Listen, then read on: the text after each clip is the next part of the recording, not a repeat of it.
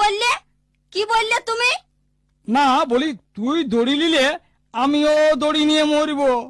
তুমিও দড়ি নিয়ে মরবে? হ্যাঁ গো, তুমি আমাকে এত ভালোবাসো? তুই আমার নয়নের মনি এ সজনী, তুই আমার নয়নের মনি, তুই আমার নয়নের মনি এ সজনী, তুই আমার। হ্যালো গাইস, আমি সুভদ্রা মণ্ডল নতুন ব্লগ ভিডিও নিয়ে চলে এসেছি তোমাদের সামনে। কোথায় গেছিলাম সেটা তোমাদের সঙ্গে শেয়ার করব বলে চলে এসেছি।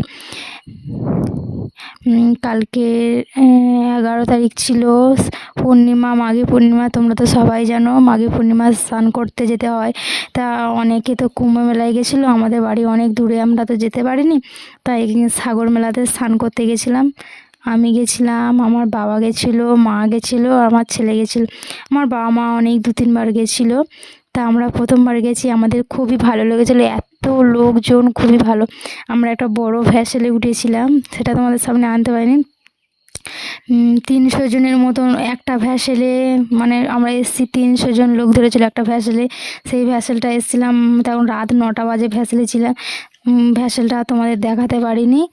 তা তোমরা দেখো ভিডিওটা কেমন লাগছে। আমার পাশে থাকবে তোমরা সবাই।